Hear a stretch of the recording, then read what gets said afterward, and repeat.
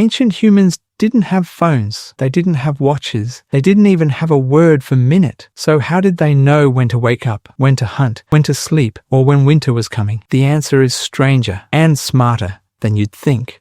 Long before clocks, before calendars, before anyone had ever written a single number down, humans were already master timekeepers. They just used a different kind of clock, the sky. Every single day the sun rose in the same general direction and set in the same general direction.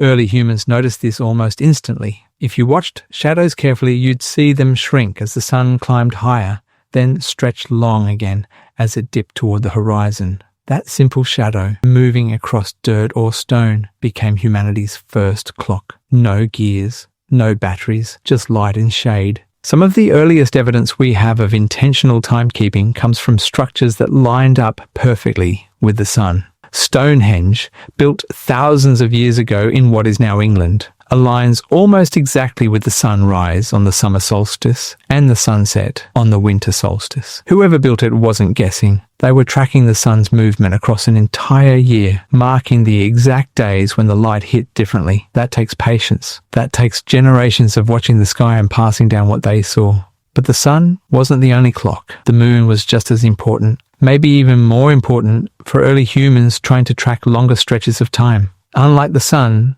which repeats its pattern every single day, the moon changes shape. It grows, it shrinks, it disappears, and it comes back. That full cycle takes about 29.5 days. Ancient humans noticed this rhythm and started using it to count longer stretches, what we'd eventually call a month. In fact, the word month literally comes from the word moon.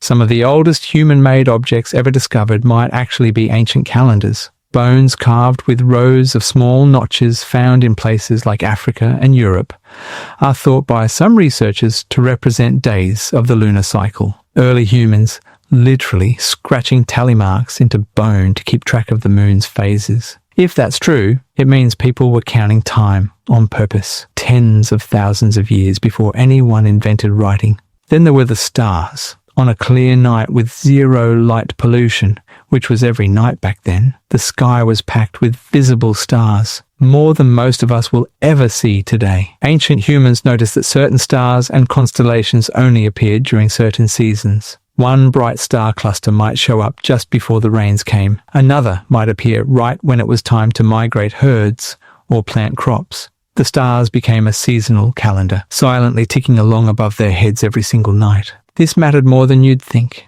Knowing when the seasons were about to shift wasn't just useful, it was survival. If you knew winter was 2 moons away, you had time to stockpile food, find shelter, and prepare. If you didn't know, you froze or you starved. Timekeeping wasn't a luxury for early humans. It was one of the most important survival tools they had, right up there with fire and tools. As humans settled into early farming communities, tracking time became even more critical. Farmers needed to know exactly when to plant seeds and exactly when to harvest, and getting it wrong by even a few weeks could mean the difference between a good year and a starving winter. This pressure is actually one of the reasons some of the earliest written calendars appeared in farming civilizations like ancient Egypt and Mesopotamia. The Egyptians noticed that a particular star, Sirius, would rise right before the Nile River flooded every year. A flood that brought fresh soil perfect for farming. They used that star as a natural alarm clock for their entire agricultural calendar. Now, what about tracking time during a single day, not just across seasons? That's where sundials come in.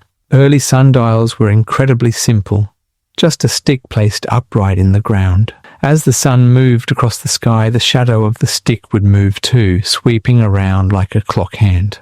Over time, people started marking the ground where the shadow fell at different points in the day, creating rough divisions that worked kind of like hours. It wasn't precise by modern standards, but it didn't need to be.